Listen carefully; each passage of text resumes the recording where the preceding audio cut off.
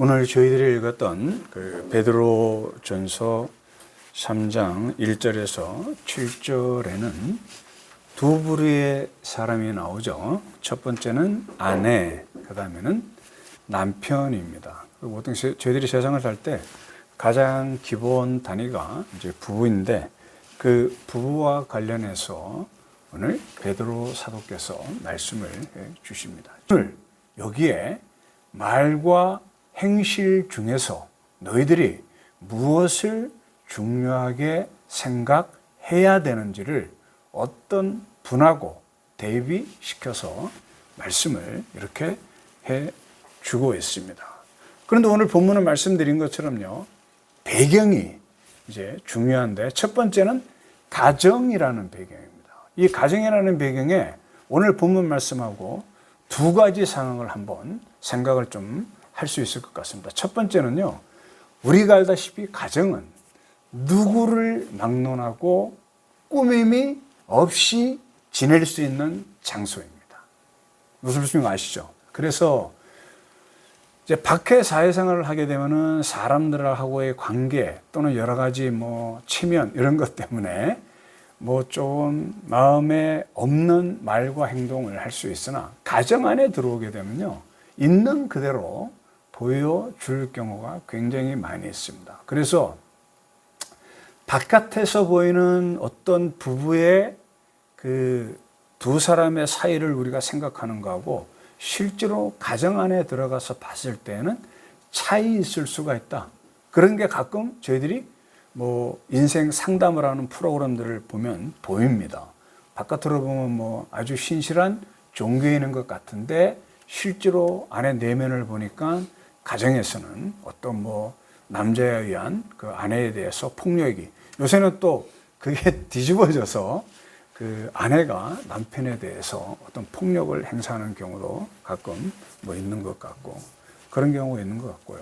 그래서 이렇게 가정은 사람들을 적나라하게 있는 그대로 보여줄 수 있는 그런 상황에서 저희들이 말과 행실이 어때야 될지 한번 본문을 찾아보면서 알아보면 되고, 두 번째는요, 이때 당시의 배경이 로마라는 그런 로마 제국, 그런 상황입니다. 거기에는 가문의 명예가요, 우리 지금도 아직까지 어떤 나라들에는 명예살인이라는 게 있습니다. 우리가 아는 것처럼 부모가 자식을, 자기 가문을 수치스럽게 했다고 해서 특별히 남자 또는 여자를 갖다가 죄를 가하는, 심지어는 죽이는 그런 상황도 저희들이 알 수 있고, 그래서 가문의 가치를 굉장히 중요하게 여기고요. 그 다음에 명예를 굉장히 중요하게 여기는 그래서 명예를 중요하게 여기다 보니, 가문을 중요하게 여기다 보니, 이런 수치라는 것은 굉장히 싫어하게 되고요. 특히 여기는 남성이 주가 되는 그런 사회였던 거 알지 않습니까? 그러다 보니, 그리고 그 가정이라는 곳은요, 그 사회생활을 참여할 수 없는 여자라든가 앞에서 얘기한 사원이라든가 어린애들을 볼 때는 그 가정이 하나의 사회입니다. 근데 그 사회에서 가장 힘센 자는 남성 성인이었고요. 그 다음에 나머지 아내라든가 어린아이들, 사원들은 그런 권리를 갖고 있지 못한, 그러니까 어떻게 보면 굉장히 억압의, 핍박의 상황이 생길 수 있는 그런 장소다. 거기에 아까 이야기한 식으로 거기에 있는 남자 성인, 특별히 가정이 조금 부하거나 가문이 좋으면요, 명예와 가치를 최고로 앞세우기 때문에 자기 집안 사람들이, 특별히 남자 같은 경우에 자기 아내가 자기의 말을 제대로 듣지 않거나 순종하지 않거나, 또는 자기 가문에 다른 사람들이 볼 때 좀 수치심을 느끼게 한다 그러면요, 굉장히 큰 제재를 가할 수 있는 그런 상황에서 지금 본문 말씀이 나와 있다. 근데 시작하는데, 여기 아까 두 주인공이 있는데, 저희들이 1절에서 7절까지 읽었는데요, 거의 1절에서 6절 말씀은 여자에 대한 이야기입니다. 그 중에서 앞에 1절에서 2절 말씀 같은 경우에 이러한 상황에서 순종이라는 단어를 써서 여자에 대해서 베드로 사도가 권면을 합니다. 1절 보게 되면은 아내들아 이와 같이 자기 남편에게 순종하라라고 이야기하고 이는 혹 말씀을 순종하지 않는 자라도 요 말씀을 순종하지 않는 자라는 거 뭐 알겠지만 요거 한번 뒤에 잠깐만 먼저는 여자한테 이렇게 그 자기 남편한테 순종하라고 1절에 말씀을 하고요. 아내들한테 권면을 하고 2절 말씀을 보게 되면은 심지어는 그냥 순종하는 게 아니고 두려워하며 정결한 행실을 본다고 이야기합니다. 누가? 지금 아내를. 여기 아내는 전제 조건이 예수 그리스도를 열심히 따르는 성실한 성도 신자라고 생각하시면 될 것 같습니다. 근데 이 아내를 지금 그 두려워하며 정결한 행실을 하라고 하는 아내를 지금 이 믿지 않는 남편, 왜? 혹 말씀을 순종하지 않는 자라는 이 말씀을 봤을 때는 이 남편이 교회를 안 다니는 성도가 아니거나 또는 교회를 다니더라도 그 하나님 앞에 자기를 복종시키지 않는 하나님을 잘 받아들이지 않는 그런 사람이라고 생각할 수 있는데 그 남편이 아내의 행실을 잘 이렇게 살펴보고 있단 말입니다. 왜? 남편으로서 그때 당시에 많은 권세와 권위를 갖고 있어서 조금 삐딱하면은 자기가 제재를 가할 수 있는 위치이기 때문에 어떻게 보면 감시하는 위치에 있을 수 있다. 근데 여기에서 지금 이야기하는 것처럼 아내한테 지금 이제 이 시대에 한번 적용하게 되면은 여기 우리 아내들한테 남편한테 순종하고 그 남편을 두려워하면서 복종하라고 이야기하면 이거 좀 받아들이기 쉽지 않은 이야기죠. 지금 이때로부터 약 2000년이 흐른 시점에서. 그러나 저희들이 2000년 시대를 훅 건너뛰어 가보면 이거를 인정할 수 있어야 됩니다. 그래서 제가 아까 조금 그 상황을 말씀드린 거. 그리고 여기에 3장 1절 시작할 때 아내들아 이와 같이 할 때 순종하라는 말과 함께 사실은 권세, 남편의 권세의 이야기가 있습니다. 그 이야기는 이미 저희들이 지난주에 사환에 대해서 그래서 앞에 저희들이 이미 봤던 내용이 있는데 거기에 어떤 말들이 나와 있습니까? 사환이 자기의 주인에게 순종하라는 말을 이야기하면서 전제 조건이 뭐였다? 선한 권세자에게라는 그런 그때 당시에도 그런 권면은 있습니다. 어쨌든 하여튼 권위를 굉장히 중요시하는 사회에서 남과 여의 그때 당시에는 남자가 권위가 있었고 여자보다 지금보다는 많은 권위가 있었던 그런 시절에서 이러한 권면을 지금 하고 있다. 근데 받아들일 수 없는 상황인데 지금 순종하라고 이야기를 하는데 이 뒤에 이어지는 말씀을 보게 되면 그 이유가 있습니다. 근데 이게 여기에 나타나는 아내의 위치를 저희들이 먼저 잘 생각해야 됩니다. 아까 제가 말씀드린 것처럼 어떤 여자? 하나님을 믿는, 하나님을 당신의 아버지라, 예수 그리스도를 당신의 구세주라고 믿는 성도인 아내에게 주는 권면입니다. 이게 나는 기독교인 아니기 때문에 이거하고 상관없다 이야기하면 할 말이 없겠지만 우선은 1차적인 대상은 믿는 여자, 하나님 안에서 너희들이 남편을 어떻게 봐야 되느냐고 지금 말씀을 해주고 있다. 그래서 지금 이제 이어지는 말씀 1, 2절 이렇게 이야기를 하면서 이어지는 3, 4절에서는요. 지금 앞에 2절 후반절에 보게 되면은 정결한 행실이라고 하는데 이 소리는 앞에 있는 1절 순종하고 연결이 되는데 어떤 순종을 이야기하냐면요. 정결한 행실을 갖고 내 남편을 대하라라고 지금 이야기를 하고 있다, 이렇게 생각하시면 됩니다. 근데 그 내용이 3, 4절에 보면 조금 구체적으로 이야기되는데 이건 뭐 다 일일이 풀어서 이야기하지 못하고 3절 제일 먼저 나오는 머리를 꾸미고 라는, 갑자기 이게 뜬금없이 정결한 행실, 남편한테 순종하라고 이야기하는데 머리를 꾸미고 그 다음에 금을 차고 아름다운 옷을 입는 외모로 하지 말라는 소리입니다.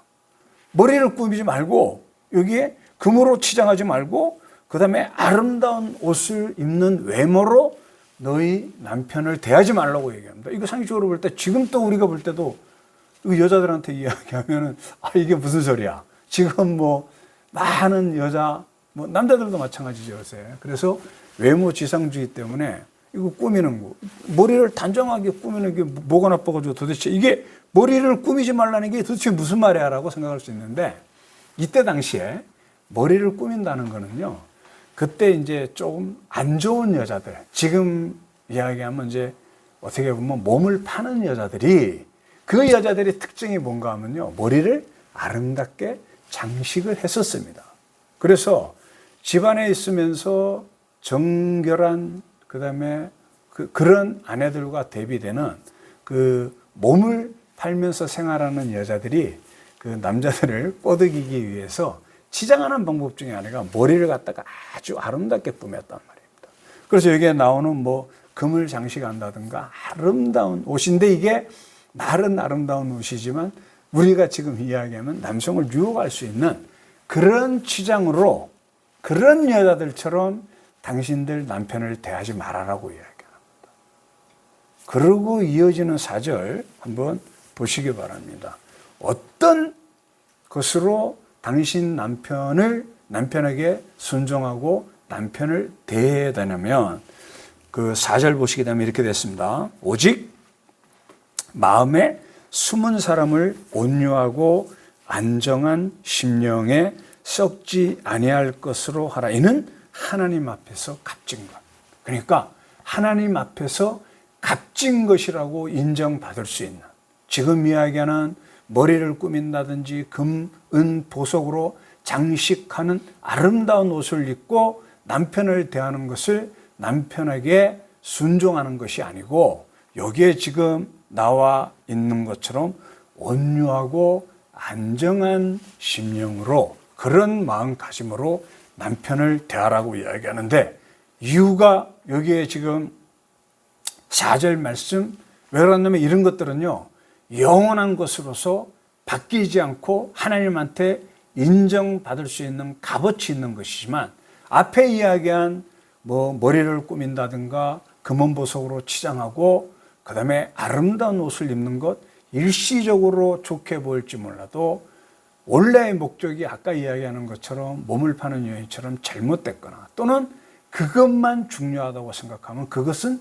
우리가 아는 것처럼 시간이 지면 없어지는 외향적인 것이고 자기 것이 아닙니다. 자기 것 아닌 걸로 자기를 꾸미지 말고 너희들이 통제할 수 있는 너희 마음에 온유한 심령으로, 정갈한 심령으로 남편을 대하라고 하는 게 지금 앞에서 이야기하는 순종하라는 말하고 연결을 해야 되고, 2절에서 이야기하는 정결한 행실에 해당되는 것입니다. 그런 정결한, 안정된, 순결한 마음을 통해서 그런 행동이 나올 수 있기 때문이라, 이렇게 생각을 하면 될 것 같습니다. 그런데 이 목적이 아까 잠깐 말씀드렸는데 목적이 있습니다. 이렇게 하라는. 그거 1절로 한번 다시 가야 되는데, 1절 후반절에 보시면 뭐 중간에부터 보면 이렇게 돼 있죠. 혹 말씀을 순종하지 않는 자라도, 누군가 하면 남편입니다. 이 남편이 아까 어떤 자라는 거, 말로 말미암지 않고 그 아내의 행실로 말미암아 구원을 받게 하려 함이니.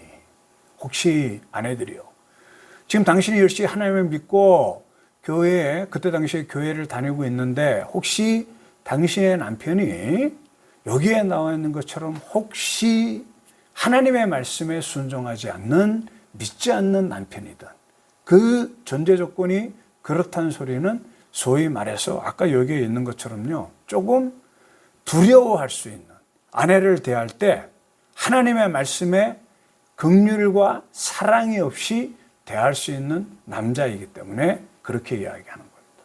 또 두 번째는 교회에는 나왔는데 아직까지 예수 그리스도를 통해서 완전히 변화된 심령이 아니기 때문에 하나님의 말씀을 자기가 사는 삶의 지표, 본, 기준으로 삼지 않는 남자일 수 있는데, 그 남자가 지금 교회 다니는 여자를, 아내를 어떻게 보고 있냐면요, 2절 말씀입니다.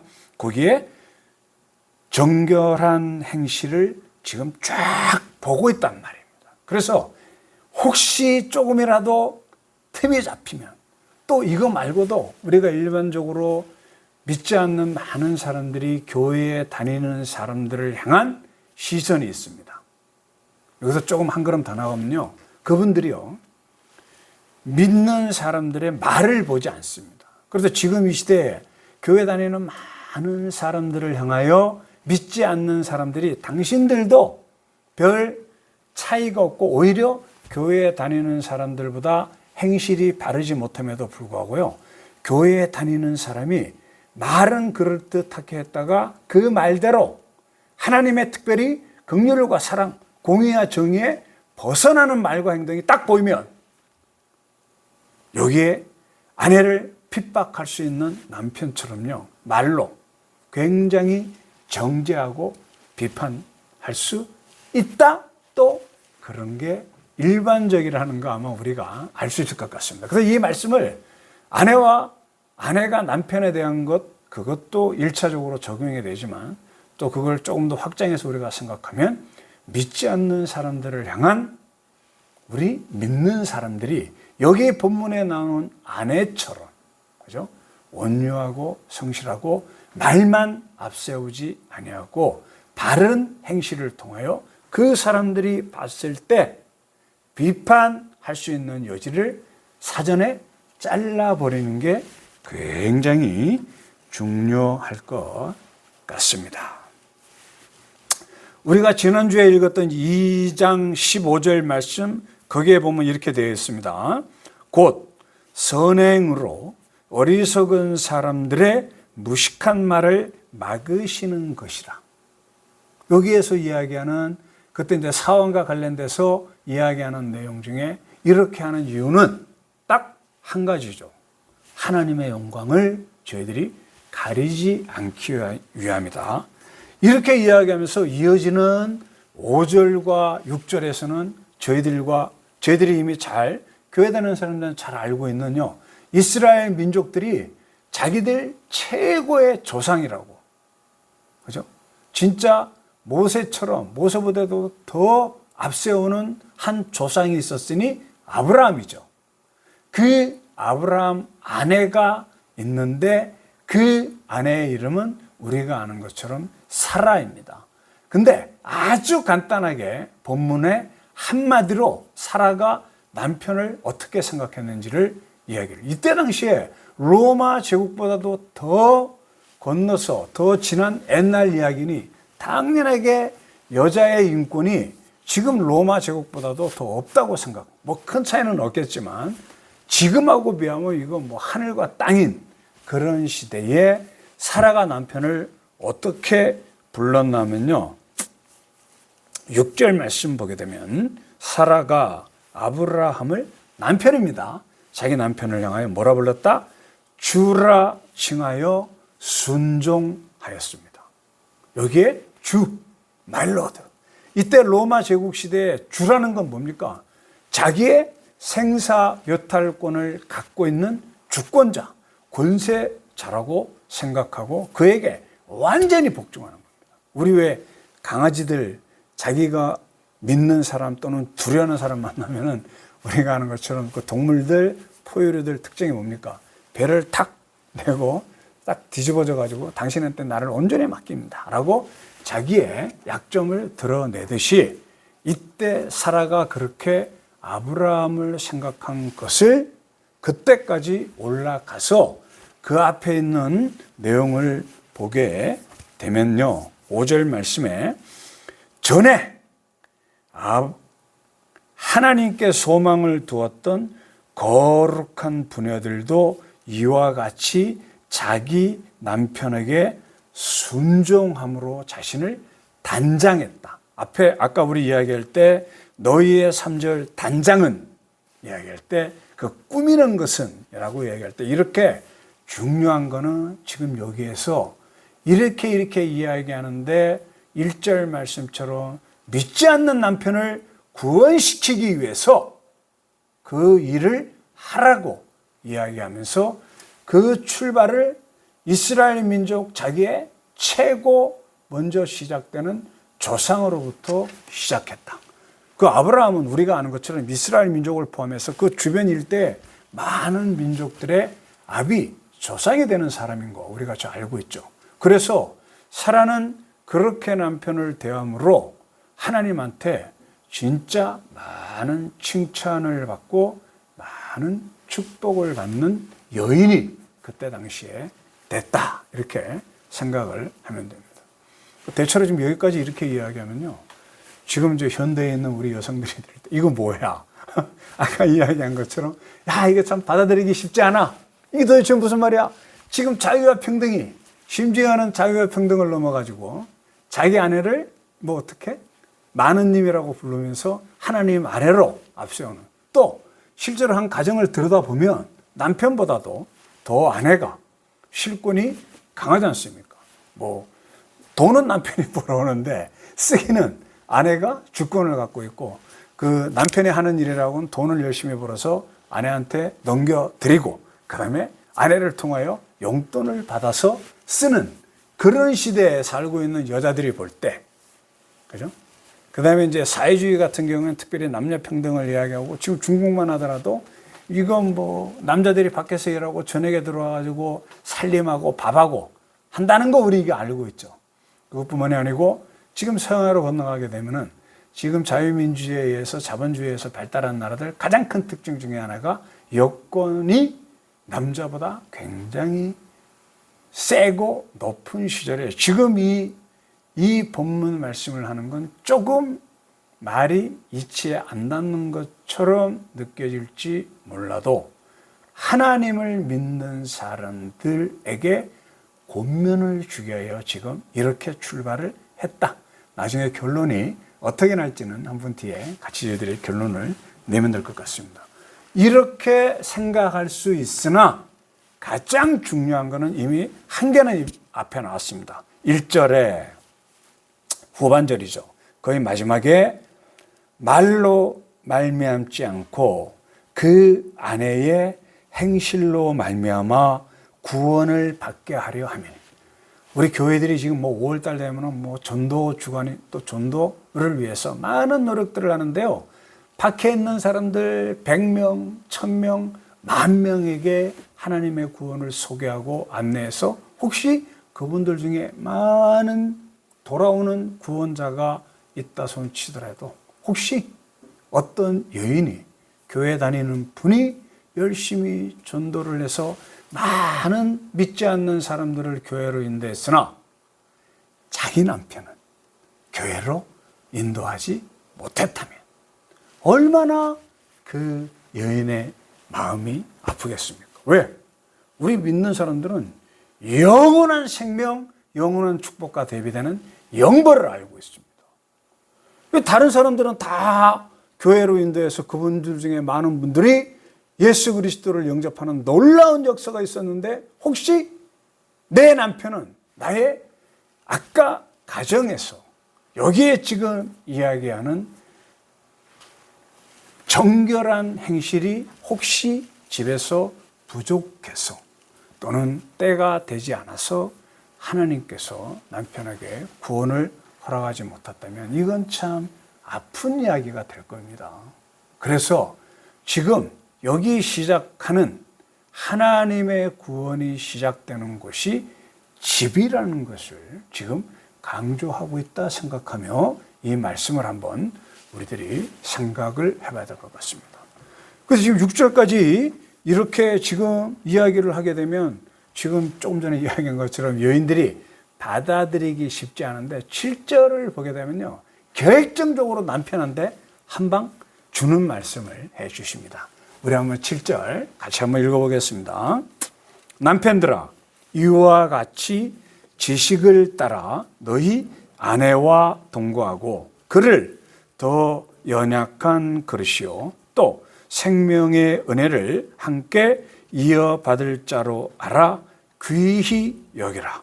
이는 너희 기도가 막히지 아니하게 하려 함이라.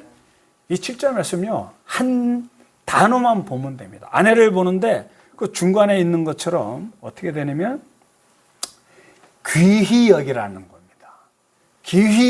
귀하게 여기는데 그 귀하게 여기는 이유가 있습니다. 첫 번째는요, 여기에 있는 말씀처럼요, 생명의 은혜를 함께 누릴 자입니다.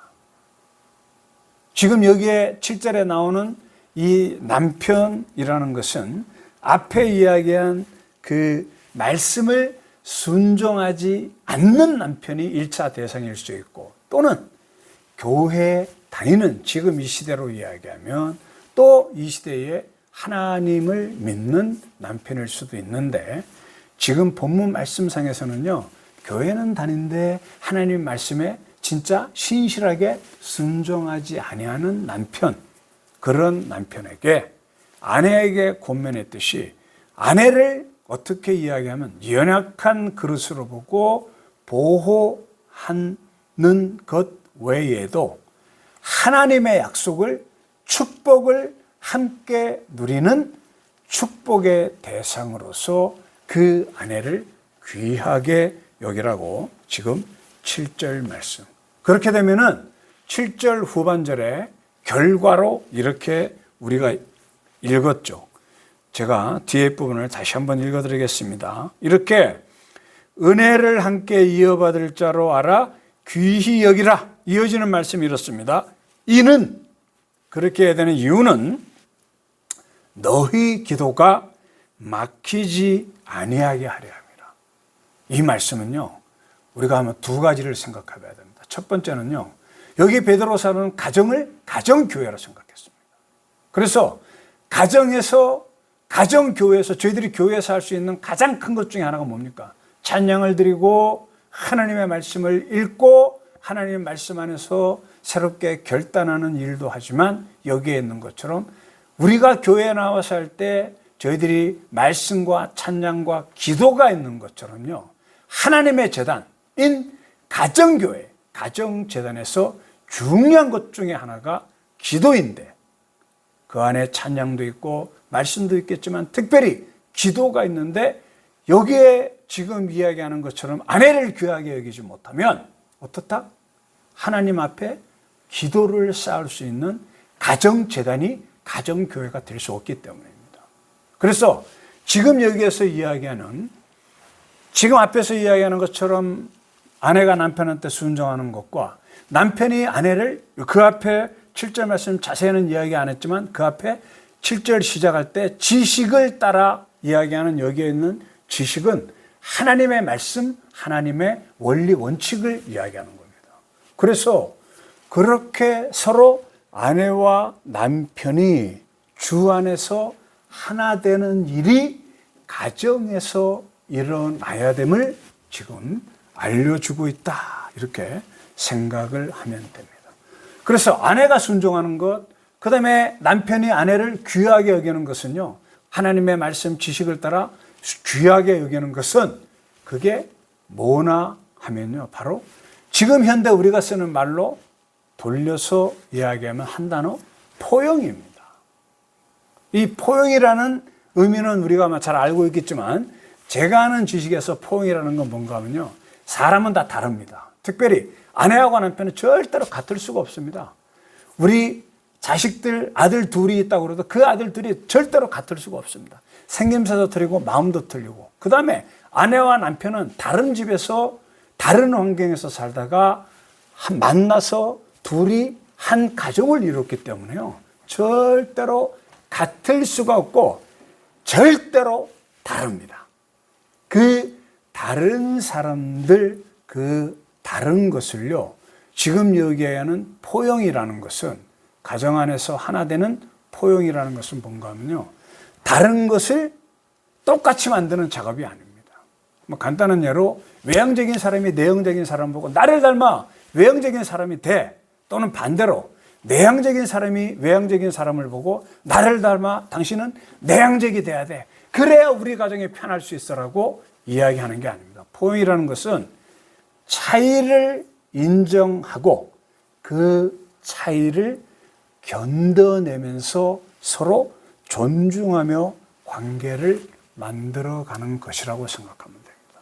그게 제일 먼저 가정에서 아내와 남편이 해야 되는 작업이고, 부모하고 자식 간에 그런 작업을 하고, 그런 연습을 해서 사회에 나가서 우리 믿는 사람들이 모인 교회에서도 그렇게 하고, 믿지 않는 사람들과 생활하는 세상의 왕국 속에서도 저희들이 그런 마음가짐으로 저희들이 살아가야 되는 게 저희 믿는 사람들의 도리인 것을 오늘 본문 말씀을 통해서 알려주고 있습니다. 이거 멀리 이야기할 거 없고요. 사실은 저하고 아주 가까운 많은 가정에 그 아는 친구들의 아내들이 지금 본문 말씀에서 이야기하는 순종하는 모습으로, 또는 또 여기에 정결한 행실을 통하여 남편을 세우는 그런 많은 아내들을 저는 알고 있습니다. 제 주변에 이야기하라고 하면 어떤 가정이라고 이렇게 이야기할 수 있고, 또 역으로 아내를 그렇게 귀하게 여기면서 아끼는 가정 또 잘 알고 있습니다. 그런 남편들도. 저는 거기에 많이 좀 부족한 것 같은데 제 주변에는 그런 남편들이 많습니다. 우리 15세기에 일본에 어떤 우리 혹시 집에 도자기가 있으면 도자기 어떻게 금가면은 보통 버리죠. 근데 그 도자기에 흠집이 생기거나 금이 갔을 때 그 흠집이 생기거나 금이 간 도자기를 수선해서 더 아름답게 만드는 그런 기술이 있었습니다. 15세기에서 일본에서 나와 있는 그러니까 그런 수선 세공 방법으로 알고 있는데, 용어로는 제가 일본말을 잘 모르지만 킨츠키입니다. 이거 킨이라는 건 우리가 말하는 금 한자를 일본어로 츠키, 그다음에 츠키라고 이야기하는 건 그것을 잘 메꾼다, 메운다 이런 건데, 금이 간 도자기가 있으면요, 그 도자기를 우리가 잘 아는 옷이라든가 또는 금가루를 통해서 잘 보완을 해서 금이 가기 전에 도자기보다 더 귀한 도자기로, 더 아름다운 도자기로 만드는 게 지금 이야기한 킨츠키라는 그런 도자기 수리 수선 기법이었다고 합니다. 지금 제가 이렇게 말씀을 드리는 건, 지금 여기 사라만 나와 있는데 우리가 아는 것처럼 다윗의 여러 아내 중에요, 자기 미갈이라는 아내도 있었고요, 아비가일이라는 아내도 있었는데, 이거를 자세한 이야기는 하지 않겠지만 미갈은 사울의 딸이었죠. 그런데 결정적으로 자기 남편이 여호와의 궤를 예루살렘으로 가져오는 그 상간에 하나님에 대해서 너무 기뻐서, 그때 속옷도 제대로 입지 않는 상태에서 백성들이 보이는 앞에 덩실덩실 춤을 추면서 아랫도리를 잘못 내비치는 바람에요, 미갈이 그 안에서 뭐를 봤어야 됐냐면요, 미갈이 사실은 자기 아버지인 사울이 자기 남편인 다윗을 죽이려 할 때 도망가게 도와줬던 여인임에도 불구하고 이렇게 여호와의 궤를 움직이는 과정에 있어서 남편을 꾸지람을 했습니다. 남편에게 무엇을 못 봤냐면요, 남편이 여호와 하나님에 대한 경외 기쁨을 놓친 겁니다. 그래서 왕의 권위만이에요. 반면에 아비가이라는 다윗의 아내에 대한 여인은요, 악한 부자의 아내였다가 그 다윗이 어떻게 그쪽 재산을 좀 보호하는 관계가 있었는데 좀 자기들 다윗이 도망 다닐 때 만났던 여인입니다. 한 집안에.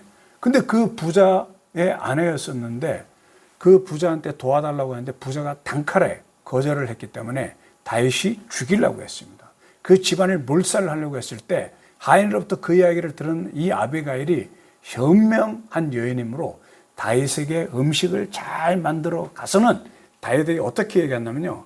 쫓기면서 나중에 왕이 될 생각이 전혀 할 수 없는 그런 상황에서 목숨만 부재도 되는데 아비가일은 다윗의 미래를 놓고 이야기했습니다.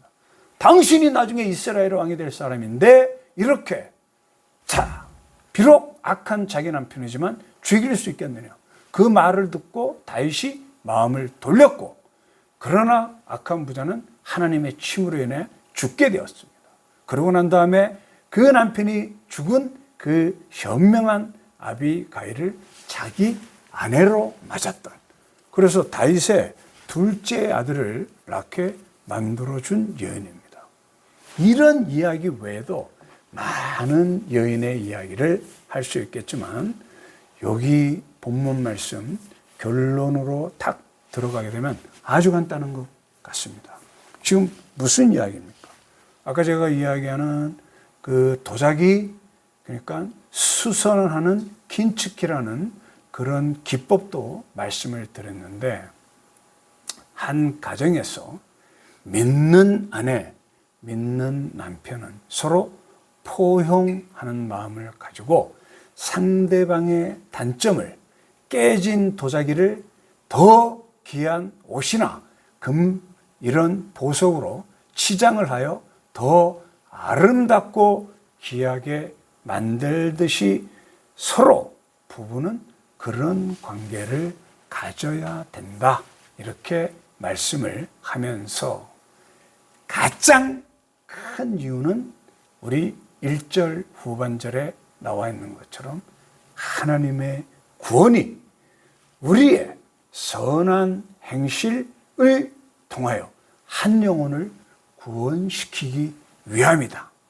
그래서 지금 사도 베드로가 남편과 아내를 들어서 이 이야기를 해주고 있다. 이렇게 생각하시면 됩니다.